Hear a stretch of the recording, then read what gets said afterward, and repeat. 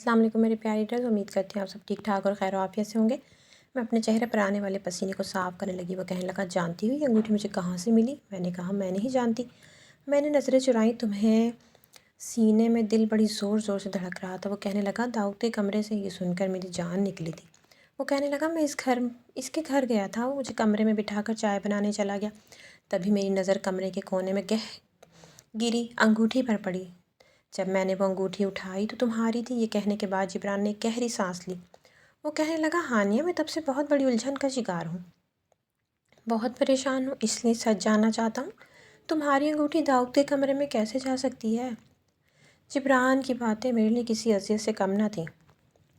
اب تو سب کچھ ٹھیک ہونے والا تھا۔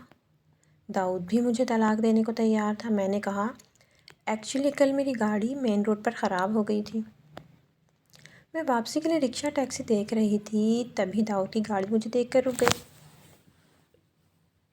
اس نے کہا کہ وہ مجھے میرے گھر چھوڑ دے گا، اس لیے میں اس کی گاڑی میں بیٹھ گئی، اور منگنی کی انگوٹھی میری انگلی میں کچھ ڈھیلی تھی، شاید اتر کر سیٹ پر گر گئی ہوگی۔ اس نے مجھے ڈراپ کر دیا تھا اور پھر وہ واپس اپنے گھر چلا گیا ہوگا۔ انگوٹھی دیکھ کر شاید اپنے کمرے میں رکھ لی ہوگی۔ میں کچھ نہیں جانتی۔ میں نے ایک اور جھوٹ بول دیا۔ جبران کے چہرے پر اطمینان چھایا تھا۔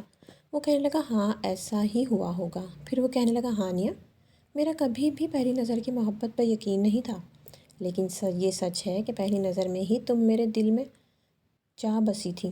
میں نے زبردستی میری بات پر وہ ہنسنے لگے اور کہنے لگے، ہاں اسی لیے آتا تھا تاکہ تمہیں کبھی کھونا میں نے نہ کہا، دوں۔ پھر وہ اسی لیے کہنے لگے، آپ مجھے بار بھی بار چھوڑ تو بہانے نہیں دوگی نا؟ بہانے سے میرے گھر پر چھوڑ تو آتے نہیں ہیں۔ دوگی نا؟ جبران کی بات پر میں تذبذب کا شکار ہوئی تھی۔ میں نے کہا، ایسا کیوں کہہ رہے ہیں؟ میں آپ کو کیوں چھوڑ کے جاؤں گی؟ میری بات سن کر وہ کہنے لگے، ہاں ٹھیک کہہ رہی ہو، تم مجھے چھوڑ کر کیوں جاؤ گی؟ میرے نام کی انگوٹھی پہنی ہے تم نے، ایسے کیسے جا سکتی ہو؟ پھر وہ اٹھ کر کھڑے ہو کر کہنے لگے، میرا OPD کا ٹائم ہو گیا ہے، میں چلتا ہوں۔ پتہ نہیں کیوں مجھے ڈر لگ رہا تھا کہ کہیں 2 دن داؤد نے بعد جبران رات کو کے 1 بتا بجے نہ دیا داؤد ہو۔ کی کال آئی تھی۔ میں نے فون اٹھایا اور کہا، کیا ہو گیا؟ پیپر تیار؟ تو میری بات سن کر وہ کہنے لگا، ہو جائیں گے بس 1-2 دن میں۔ میں نے کہا کہ تو پھر تم نے کال کیوں کی؟ وہ کہنے لگا، ایسے ہی تمہاری آواز سننا چاہتا تھا۔ پھر کہنے لگا، چند دن بعد تم مجھ سے بہت دور ہو جاؤ گی، ایک اجنبی۔ یہ کہنے کے بعد کچھ دیر وہ چپ رہا، پھر کہنے لگا، پچھلے 5-6 سال سے تمہیں اپنے دل کے بہت قریب محسوس کیا تھا، بہت قریب محسوس کیا ہانیہ، اور وجہ تمہارا ہمارے مابین ہونے والا رشتہ تھا، جو اب چند دن میں ٹوٹ جائے گا۔ کیا ایک رات مجھے مستعد دے سکتی ہو؟ میں نے کہا، داؤد؟ کہنے لگا، بس پچھلی یادوں کو دہرائیں گے، باخدا ہاتھ تک نہیں لگاؤں گا، تمہیں چھوؤں گا بھی نہیں، انکار مت کرو پلیز، تمہیں میری محبت کا واسطہ۔ اس نے بات ہی ایسی کی تھی کہ میں چپ سی ہو گئی تھی۔ میں نے کہا، کہاں آؤں تم سے ملنے؟ وہ کہنے لگا، ابھی چھت پر آ جاؤ۔ اس کی بات پر میں حیران ہوئی تھی۔ میں نے کہا، داؤد تم میری چھت پر ہو؟ وہ کہنے لگا، ہاں۔ میں فوراً سے گرم شال لپیٹے چھت پر گئی تھی۔ وہ واقعی وہیں موجود تھا، مجھے دیکھ کر اپنے آنسو صاف کر رہا تھا، پھر میرے پاس آ گیا اور کہنے لگا، بہت شکریہ۔ میں نے کہا، تم چھت پر آئے کیسے؟ تو وہ کہنے لگا، میرے لیے مشکل نہیں ہے۔ میں نے کہا، میں زیادہ وقت نہیں دے سکتی۔ تو وہ وہاں کہنے لگا، بیٹھنے کے لیے کوئی زیادہ خاص وقت جگہ نہیں تھی، اس لیے میں ایک مانگوں گا دیوار بھی کے نہیں۔ ساتھ ٹیک اچھا لگا کر پلیز بیٹھ گئی۔ بیٹھو۔ وہ میرے برابر وہاں میں بیٹھ بیٹھنے گیا اور کے کہنے لیے کوئی لگا، خاص جگہ نہیں تھی۔ ان باتوں کو ایک بار پھر سے یاد کریں، ان لمحوں کو دوبارہ سے دہرائیں جو ایک دوسرے کے ساتھ گزارے تھے۔ میں نے کہا، ان باتوں کا کیا فائدہ ہے اب؟ تو کہنے لگا، تمہیں کوئی فائدہ نہیں ہے، لیکن یہ باتیں، تمہاری یادیں، یہ میری زندگی کا اثاثہ ہیں، میرا حاصل ہے۔ وہ کہنے لگا کہ بس آج کی رات ہے، پھر میں تمہاری زندگی سے بہت دور چلا جاؤں گا اور پھر کبھی واپس لوٹ کر نہیں آؤں گا۔ پتہ نہیں کیوں اس کا نم لہجہ اندر سے قطرہ قطرہ میری جان نکال رہا تھا، حالانکہ میں نے خود اس سے پیچھا چھڑایا تھا، لیکن دوبارہ سے اس سے مل کر ایسا لگتا تھا کہ بیچ کا وہ وقت آ چکا ہے جب میں اس کے بغیر گزارا تھا۔ میں پرانے والی کیفیت میں مبتلا ہونے لگی تھی، لگتا تھا کہ وہ دور جائے گا تو پھر سے جی نہیں پاؤں گی۔ میں نے کہا، کہاں جاؤ گے؟ کیا لندن چلے جاؤ گے؟ تو وہ کہنے لگا، ہاں وہیں چلا جاؤں گا، دوبارہ لوٹ کر کبھی بھی تمہاری زندگی میں نہیں آؤں گا۔ پتہ نہیں کیوں وہ مجھے دیکھے جا رہا تھا، جیسے اپنی آنکھوں کو سیراب کر رہا ہو۔ اس کا یوں ٹکٹکی باندھے مجھے دیکھنا مجھے مشکل میں ڈال رہا تھا۔ میں نے کہا، تم جانتے ہو تمہارے گھر والے اور میرے گھر والے کبھی بھی اپنی ضد نہیں چھوڑ سکتے۔ بہتر یہی ہے کہ ہم ہی راستہ بدل لیں۔ میری بات سن کر اس نے میرے منہ پر ہاتھ رکھ دیا۔ وہ کہنے لگا ہانیہ پلیز صرف میری اور اپنی بات کرو، مجھے اور کوئی بات نہیں سننی۔ پھر اس نے اپنا ہاتھ میرے منہ سے ہٹا دیا اور کہنے لگا تمہیں یاد ہے جب ہم رات کو 1 بجے آئس کریم کھانے گئے تھے سب سے چھپ کے؟ مجھے وہ وقت یاد آنے لگا اور میرے چہرے پر مسکراہٹ آئی تھی۔ مجھے یاد آنے لگا رات کو وہ بھی سردیوں کی راتیں تھیں جب میں نے داؤد کو فون کیا تھا۔ یہ شاید سو رہا تھا، تبھی میری کال نہ اٹھا سکا۔ فون بج کر بند ہو گیا تھا۔ پھر بڑے غصے سے اسی کال اٹھائی اور خمار آلودہ لہجے میں کہنے لگا یار کیا تکلیف ہے تمہیں؟ رات کا 1 بج رہا ہے، تمہیں پتہ ہے نا صبح کالج میں میرا ٹیسٹ ہے۔ 1 میں آدھی رات تک پڑھ کر اب بھی سویا تھا، صرف 10 منٹ ہی ہوئے تھے مجھے گہری نیند میں گئے ہوئے۔ میں نے کہا بکواس نہیں کرو، اٹھ کر بیٹھو داؤد۔ میری بات سن کر وہ فوراً کہنے لگا کہ بولو۔ میں نے کہا مجھے آئس کریم کھانی ہے، میرے پاس آؤ فوراً آئس کریم لے کر۔ وہ کہنے لگا کیا کھانی ہے؟ میں نے کہا تم بہرے ہو کیا، آئس کریم کھانی ہے؟ میری بات سن کر وہ کہنے لگا اتنی سردی میں رات کے 1 بجے باہر تمہارا باپ آئس کریم بھیج رہا ہے؟ میں نے کہا داؤد تمیز سے بات کرو، سمجھے نا؟ وہ کہنے لگا اچھا جان کی امان پاؤں تو آپ کی شان میں کچھ عرض کروں، محترمہ ہانیہ شمشاد صاحبہ۔ میں نے کہا داؤد۔ وہ کہنے لگا یار اب اتنی عزت سے تو کچھ پوچھ نہیں رہا ہوں۔ جانتی۔ اس نے میں نے کہا گہری تم سانس سدھر لی نہیں تھی۔ سکتے؟ کہنے لگا تم بھی وہ میرے کہنے ساتھ جاؤ گی لگا پھر؟ میری جان میں میں اکیلا قسم نہیں سے جاؤں گا، بہت نیند تم آ بھی رہی میرے ہے۔ ساتھ جاؤ گی؟ میں نے کہا سونے نہیں دو نا، باہر کل بہت پکا سردی تمہیں ہے، آئس میں کریم لا نہیں کے جاؤں دوں گی۔ گا۔ میں نے وہ کہا آئس کہنے لگا کریم پھر کھانے کا میں دل ابھی جاؤں گا، چاہ رہا ہے، چلو مجھے جلدی بھی شال کھانی ہے۔ پہن کر باہر آؤ، میں بائک نکالتا ہوں۔ میں نے اپنی شال اپنے اوپر لپیٹی اور بڑی احتیاط سے کمرے سے باہر آئی تھی۔ آہستہ سے سیڑھیوں کا دروازہ کھولا، چوکیدار اپنے کوارٹر میں جا چکا تھا۔ میں نے چھوٹا دروازہ کھول کر باہر دیکھا تو وہ باہر بائک پر بیٹھا ہوا تھا اور مجھے ہی کشمکین نگاہوں سے دیکھ رہا تھا۔ میں اس کے پیچھے جا کے بیٹھ گئی۔ وہ کہنے لگا کچھ جلدی تمہیں آئس کریم کھانے کا خیال نہیں آ گیا؟ رات کے 3-4 بجے مجھے فون کر دیتی تو میں تمہارا نوکر ہوں، غلام ہوں، تم حکم کرو گی اور میں کسی دن بھوت کی طرح حاضر ہو جاؤں گا۔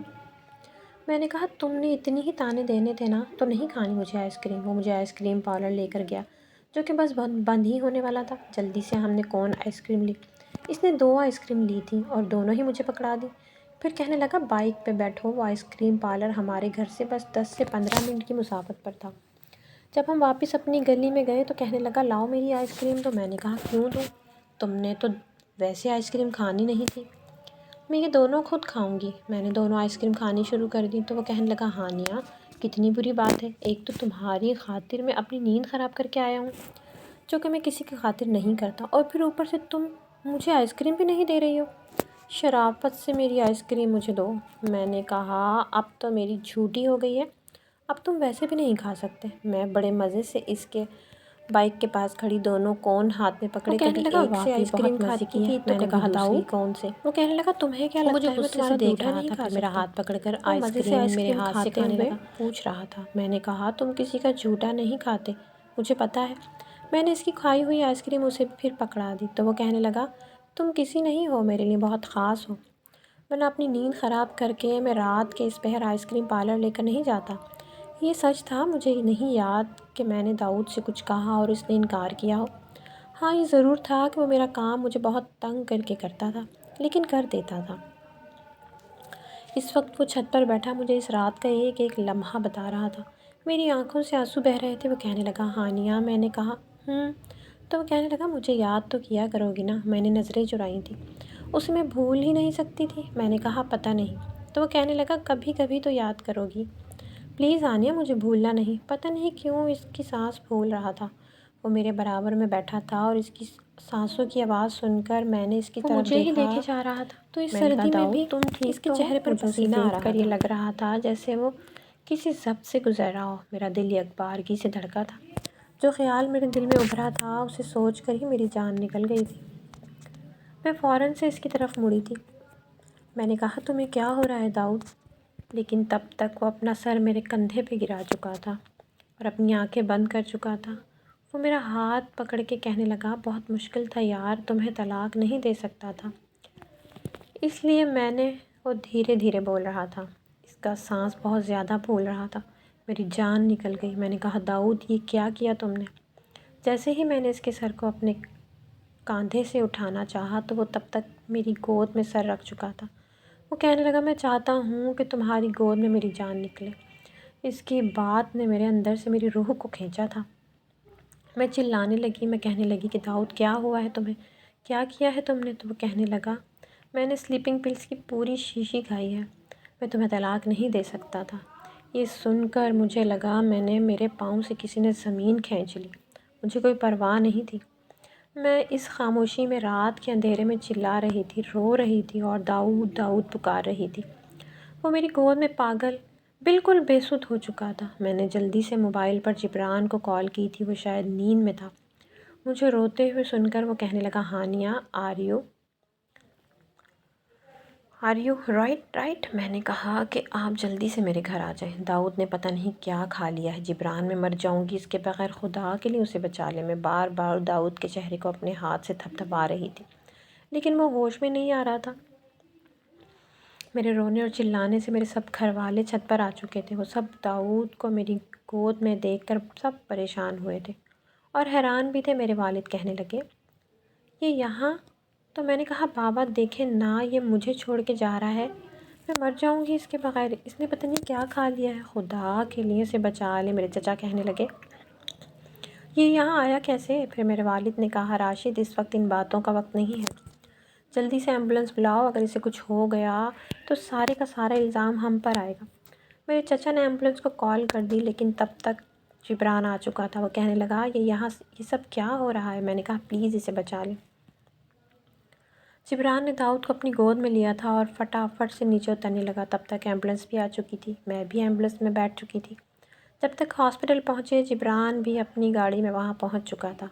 جلدی سے اس کو اسٹریچر پر لٹایا گیا اور اسے آپریشن تھیٹر میں لے جایا گیا تاکہ اس کا معدہ واش کیا جا سکے۔ میں ساتھ ہی وہاں پر گئی تھی۔ جبران کہنے لگا، ہانیہ پلیز تم باہر جاؤ۔ میں نے کہا، نہیں، میں کہیں نہیں جاؤں گی، میں یہیں کھڑی رہوں گی اپنے داؤد کے پاس۔ میں روئی جا رہی تھی۔ وہ کہنے لگا، مجھے اپنا کام کرنا ہے، تم جاؤ یہاں سے۔ میں نے کہا، میں کچھ نہیں کر رہی، بس یہ کونے میں کھڑی رہوں گی، پلیز۔ میں نے داؤد کا ہاتھ پکڑ رکھا تھا اور آنسو مسلسل بہہ رہے تھے۔ جلدی سے جبران نے اسٹاف کے ساتھ مل کے اس کا معدہ واش کرنا شروع کر دیا تھا، لیکن اس کی دل کی دھڑکن کافی کم ہوتی جا رہی تھی اور ادھر میری جان نکلی جبران جا مجھے رہی تھی۔ حیرت سے کچھ ہی دیکھ دیر رہا میں تھا۔ اس کا معدہ واش ہو ایسی چکا کچھ تھا، نہیں ہے، تم باہر لیکن اس چلی کی جاؤ، جان ابھی بھی خطرے سے تمہارے خالی سامنے اس نہیں کا تھی۔ ٹریٹمنٹ نہیں کر اسے سکتا میں نے خون کی کہا، میں نہیں ضرورت تھی۔ جاؤں میں گی نے کہا، آپ میرا کہیں بھی، بلڈ چیک کر لیں، میں اسے چھوڑ کے میرا کہیں کتنا نہیں خون جاؤں گی، آپ کو مجھ پر چاہیے پشمانی لے کسی لیں، کی لیکن مجھے کچھ کفرداری ہو نہیں چکی ہونا تھی۔ چاہیے، جبران میرا ورنہ ہاتھ میں جی پکڑا اور نہیں مجھے پاؤں گی۔ آپریشن تھیٹر سے باہر نکال دیا۔ وہ کہنے لگا کہ اسے دعا کی ضرورت ہے، اس لیے تم دعا کرو اس کے لیے۔ باہر میرے والد کھڑے تھے، چچا کھڑے تھے۔ میرے پاس آتے ہی وہ کہنے لگے کہ چھت پر کیسے آیا؟ میں نے کہا، بس کر دیں آپ لوگ، وہ کب آیا تھا، کیسے آیا تھا اور کیوں آیا تھا؟ بابا کب تک مجھ سے ایسے ہی سوال کرتے رہیں گے آپ لوگ؟ اس کے ساتھ تو میں نے یہ سب کچھ تو کر دیا، لیکن اپنا دل نہیں نکال سکتی۔ جہاں صرف وہ بستا ہے اپنے دل سے، یہ نہیں کہہ سکتے کہ تڑپنا چھوڑ دے، کیونکہ وہ اسی کے نام پہ تڑپتا ہے۔ میرے اختیار میں نہیں ہے آپ کی نفرتوں کی خاطر، میں نے اسے خود سے دور کرا تھا، آپ نے دیکھ لیا اس کا انجام۔ اگر اسے کچھ ہو گیا نا بابا، تو میں بھی جی نہیں پاؤں گی۔ یہ کہہ کر میں وہاں سے چلی گئی۔ میں اپنے او پی ڈی میں آ گئی تھی، وہیں میں نے وضو کیا، جائے نماز بچھائی اور اپنے رب کے حضور رو رو کے دعائیں کرنے لگی۔ میں نے کہا، اے اللہ، میں تیری بہت گناہ گار بندی ہوں، میرے پاس کوئی ایسی نیکی نہیں جو تیرے حضور پیش کر سکوں، لیکن تو میرے شوہر کو بچا لے، میرے داؤد کو کچھ مت کرنا۔ تو اپنے بندوں پر وہ بوجھ نہیں ڈالتا جو وہ اٹھا نہیں سکتے، وہ تکلیف نہیں دیتا جو وہ سہ نہیں سکتے۔ یا تو اس کی سانسوں کی ڈور کو زندگی کے ساتھ جوڑ دے یا میرے سانسوں کی ڈور کو بھی توڑ دے۔ میں سجدہ سر رکھے رو رہی تھی جب میرے کمرے کا دروازہ کھلا اور نرس مجھ سے کہنے لگی، ڈاکٹر ہانیہ۔ اس کی آواز سن کر میرا دل یوں تھا جیسے دھڑکنا بھول گیا ہو۔ پتہ نہیں مجھے کیا خبر سنائے گی۔ میں نے جلدی سے سر سجدے سے اٹھایا۔ میں نے کہا، جی کہیے۔ تو وہ کہنے لگی، آپ کو ڈاکٹر جبران بلا رہے ہیں۔ مجھے لگا جیسے میرے پاؤں کے نیچے سے کسی نے زمین کھینچ لی ہو۔ میں نے دیکھا اس کا چہرہ اترا ہوا تھا۔ میں جلدی سے اپنے کمرے سے باہر آئی اور آئی سی یو کی طرف میں نے بھاگنا شروع کر دیا تھا۔ سامنے آپریشن تھیٹر کے پاس جب میں گئی تو جبران کھڑا ہوا تھا، وہ مجھے دیکھ کے نظریں چرا گیا۔ مجھے کوئی پرواہ نہیں تھی کہ وہاں کون کون بیٹھا ہے۔ میرے والد بیٹھے ہیں یا میری والدہ بھی بیٹھی تھی۔ میں سیدھا جبران کے پاس گئی۔ میں نے کہا کیسا ہے وہ؟ پھر جو خبر جبران نے مجھے سنائی میرے ہوش اڑانے کے لیے کافی تھی۔ جبران میرے برابر والی کرسی پہ بیٹھا تھا، لیکن اس نے مجھے چپ نہیں کروایا۔ مجھے روتے ہوئے دیکھتا رہا۔ وہ کہنے لگا اتنی بڑی بات چھپائی تم نے مجھ سے۔ اس وقت ICU کے باہر کوریڈور کی کرسیوں پر میرے اور جبران کے علاوہ کوئی نہیں بیٹھا تھا۔ رات کے 3 بج رہے تھے۔ وہ کہنے لگا ہانیہ میں تم سے کچھ پوچھ رہا ہوں، تم نے اتنی بڑی بات کیوں چھپائی مجھ سے؟ میں نے کہا کیا بتاتی میں، بتانے کے لیے کچھ تھا ہی نہیں۔ اس نے گہری سانس لی اور کہنے لگا کہ بلڈ کی بہت زیادہ کمی تھی اور میرا اور داؤد کا بلڈ گروپ ایک ہی تھا۔ میں نے اپنا خون اسے دیا ہے اور بروقت بلڈ ملنے سے ٹھیک بھی ہو گیا، خطرے سے باہر ہے اب۔ میں نے کہا میں آپ کا یہ احسان کبھی نہیں بھول سکتی۔ تو وہ کہنے لگا بھولنا چاہیے بھی نہیں، سچ پوچھوں تو خدا کے بعد میں نے اسے زندگی بخشی ہے۔ بڑی عجیب نظروں سے وہ مجھے دیکھ رہا تھا۔ میں نے کہا اسے ہوش کب تک آئے گا؟ میرے آنسو مسلسل بہہ رہے تھے۔ میں نے کہا ایک بار مل سکتی ہوں میں اس سے؟ میری بات پر وہ کہنے لگا اگر میں انکار کر دوں تو کیا کرو گی؟ نہیں ملو گی؟ میں نے کہا آپ اجازت نہیں دیں گے تو نہیں ملوں گی، آپ نے اسے بچایا ہے، بس یہی میرے لیے کافی ہے۔ وہ کہنے لگا ٹھیک کہہ رہی ہو تم، میں نے اس کی جان بچائی ہے، بدلے میں تمہیں میری بات ماننی پڑے گی۔ پھر وہ کہنے لگا ہانیہ وہ تمہیں طلاق تو دے دے گا نا؟ میں نے یہ سن کر برجستہ جبران کی طرف دیکھا تھا۔ کتنا خوبصورت شخص تھا، اس وقت داؤد کو موت کے منہ سے نکال کر آیا تھا اور یہ پوچھ رہا تھا کہ مجھے طلاق کب دے گا اور دی بھی کہ نہیں دے گا؟ میں نے کہا دے گا۔ تو وہ کہنے لگا گڈ، پھر ایسا کریں گے عدت ختم ہوتے ہی ہم سادگی سے نکاح کر لیں گے۔ میں چپ چاپ اسے دیکھ رہی تھی۔ میں نے غصے سے اپنا رخ بدل لیا۔ تو وہ کہنے لگا نکاح کر لو گی نا میرے ساتھ، مکرو گی تو نہیں؟ میں نے کہا میں وعدہ خلاف نہیں ہوں۔ تو وہ کہنے لگا ہاں بتایا تھا تم نے مجھے کہ تم وعدہ خلاف نہیں ہو۔ ٹھیک ہے تم اگر وعدے کی پکی ہو تو میں بھی واجب ہوں۔ تم نے کہا تھا نا کہ جبران داؤد کو بچا لو، دیکھو خدا کے بعد میں نے پوری ایمانداری سے اسے بچایا ہے۔ حالانکہ چاہتا تو کچھ بھی کر سکتا تھا، لیکن میں جانتا تھا کہ ڈاکٹر جبران وعدہ خلافی نہیں کرتے، اس لیے میں نے بھی وعدہ خلافی نہیں کی۔ تم سے بھی یہی ایکسیپٹ کرتا ہوں کہ تم مکرو گی نہیں۔ میں نے کہا اسے ہوش آ جائے گا؟ تو وہ کہنے لگا ہاں آ جائے گا، ٹھیک ہو جائے گا، خطرے سے باہر ہے۔ میں نے کہا بس ایک بار اس سے مل لوں۔ میری آنکھوں سے آنسو بہہ رہے تھے۔ میں اپنے ہاتھ کی پش سے اپنے آنسو صاف کر رہی تھی۔ تو وہ کہنے لگا ہاں ایک بار مل لو لیکن اس کے بعد نہیں۔ میں نے کہا ٹھیک ہے۔ جبران اٹھ کر وہاں سے جا چکا تھا، لیکن کچھ دیر بعد اسے ICU میں شفٹ کر دیا۔ میں باہر بیٹھی رو رہی تھی۔ کتنا بڑا قدم اٹھا لیا تھا اس نے میرے لیے۔ جبران چاہتا تو کہہ سکتا تھا کہ میں تمہیں ہر باتوں سے آزاد کرتا ہوں، جاؤ جی لو اپنی زندگی داؤد کے ساتھ، لیکن نہیں، اسے اپنے کیے ہوئے احسان کی قیمت چاہیے تھی۔ کچھ دیر بعد نرس آئی اور کہنے لگی ڈاکٹر داؤد نامی مریض کو ہوش آ گیا ہے اور وہ آپ کو بلا رہا ہے۔ یہ سن کر میں جس حال میں تھی اسی حال میں اٹھ کر فوراً سے اس کے پاس گئی۔ سامنے وہ اپنے بیڈ پر لیٹا تھا۔ پھر مجھے دیکھ کر اس نے آنکھیں کھولی تھیں۔ میں نے اس کے پاس آ کے دیکھا تو اسے ڈرپ لگی ہوئی تھی، اس کی رنگت پیلی پڑ چکی تھی، پھر بھی اپنے ہاتھ کے سہارے سے اٹھ بیٹھنے کی کوشش کر رہا تھا۔ میں نے فوراً سے تکیہ ٹھیک کیا تو وہ ٹیک لگا کر بیٹھ چکا تھا۔ اس کا سانس اب بھی پھول رہا تھا، مجھے دیکھ رہا تھا اور میرا ضبط شاید یہیں تک تھا۔ میں اس کے سینے کے ساتھ لگ گئی اور پھوٹ پھوٹ کر رونے لگی۔ اس نے بھی اپنے ہاتھ سے مجھے اپنے ساتھ لگایا تھا۔ وہ کہنے لگا کیوں بچایا مجھے، میں تو تمہارے سارے راستے آسان کرنے جا رہا تھا۔ میں نے کہا داؤد آئی لو یو۔ یہ سن کر اس نے کوئی جواب نہیں دیا۔ میں نے کہا تم ٹھیک ہو جاؤ پھر ہم بھاگ جائیں گے، یہاں نہیں رہنا مجھے۔ وہ کہنے لگا کب تک بھاگتے رہیں گے، بھاگنا کوئی حل نہیں ہے۔ میں نے کہا تو کیا اس کا حل خودکشی ہے؟ وہ کہنے لگا میں جبران سے بات کر لوں گا۔ میں نے کہا کہ وہ نہیں مانے گا۔ تمہیں پتہ ہے تمہاری جان اسی نے بچائی ہے۔ وہ کہنے لگا اچھا چلو مجھے اس سے بات تو کرنے دو، ہو سکتا ہے وہ مان جائے۔ میں جانتی تھی کہ وہ کبھی بھی نہیں مانے گا، وہ مجھے اپنا وعدہ یاد دلائے گا اور پھر میں کچھ نہیں کر سکوں گی۔ میں نے کہا مجھ سے وعدہ کرو تم کبھی بھی ایسا نہیں کرو گے، خود کو نقصان نہیں پہنچاؤ گے۔ تو وہ کہنے لگا نہیں کروں گا وعدہ کرتا ہوں تم سے۔ میں اس کا ہاتھ اپنے لہو پہ لگا لیا، بس یہ آخری ملاقات تھی، پھر میں ICU سے واپس آ گئی۔ میں اپنے گھر آ گئی اور دوسرے ہی دن جبران اپنی والدہ کے ساتھ میرے گھر آ گیا۔ وہ کہنے لگا 4 مہینے بعد کی تاریخ میں آج طے کر کے آیا ہوں۔ یہ سن کر میں چپ سی ہو گئی تھی۔ میرے والد نے تاریخ طے کر دی۔ وہ میرے کمرے میں آ کر کہنے لگا میری بات ہو گئی ہے داؤد سے، اب وہ کبھی بھی ایسی حرکت نہیں کرے گا، وہ واپس لندن چلا جائے گا۔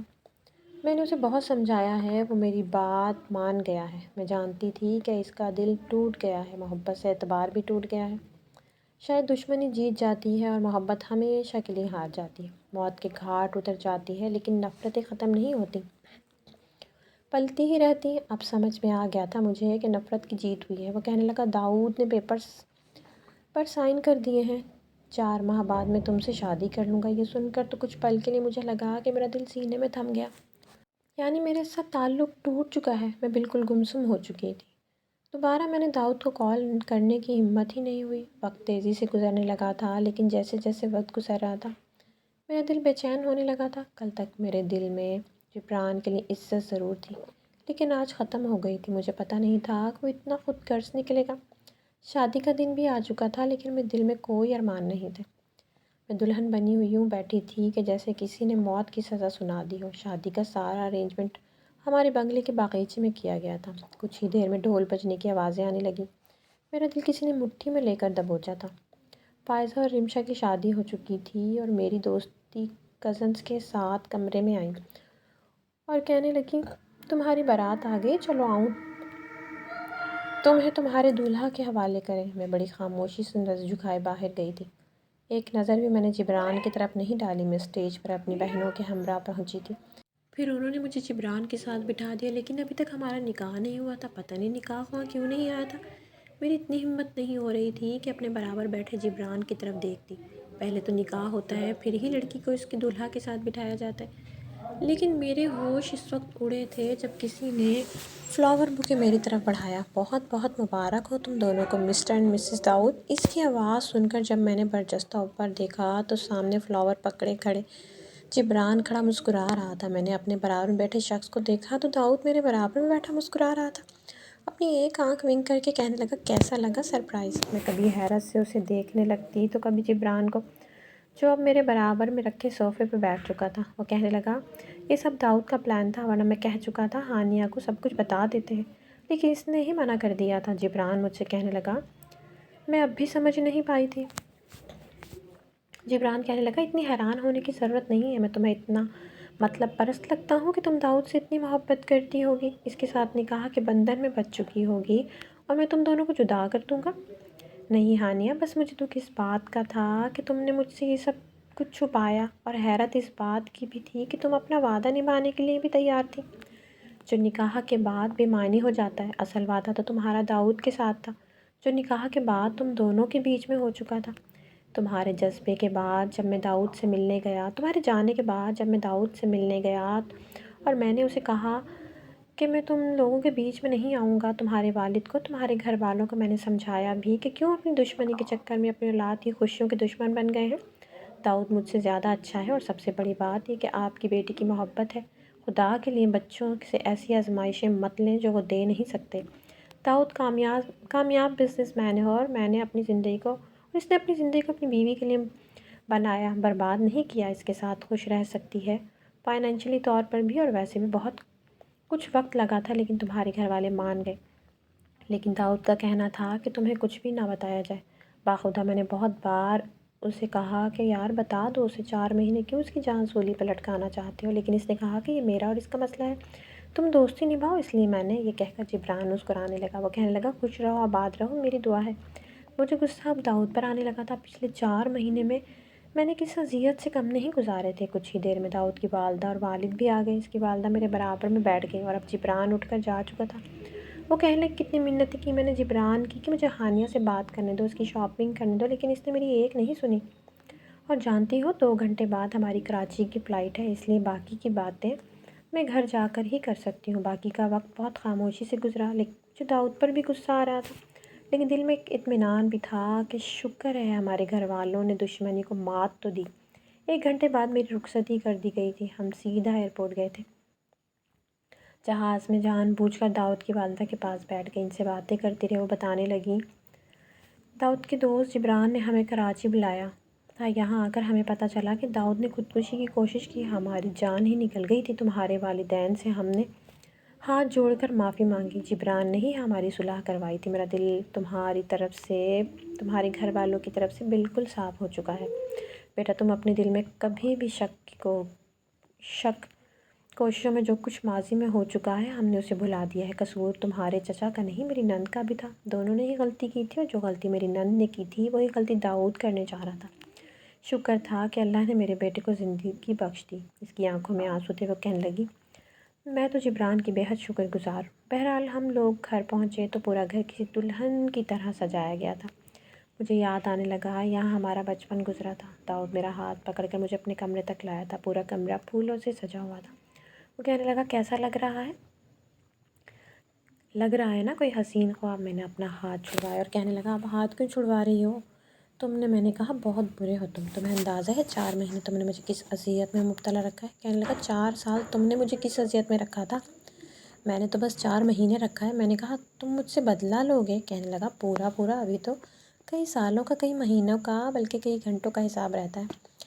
بدلے کے لیے تیار رہو۔ تم میرا ہاتھ دوبارہ سے پکڑا اور بیڈ تک لے آئے۔ کہنے لگا، بیٹھو ادھر۔ پھر کہنے لگا، بس ایسے دل چاہ رہا ہے کہ شادی کی رات تمہیں حیران دیکھوں، اچانک سے تمہارے چہرے پر آنے والی خوشی دیکھنا چاہتا تھا۔ میں نے جان بوجھ کر ماتھے پر بل ڈالے، اس پر اپنی ناراضگی جتانا چاہتی تھی، لیکن ایسا مجھ سے ہو نہیں پا رہا تھا۔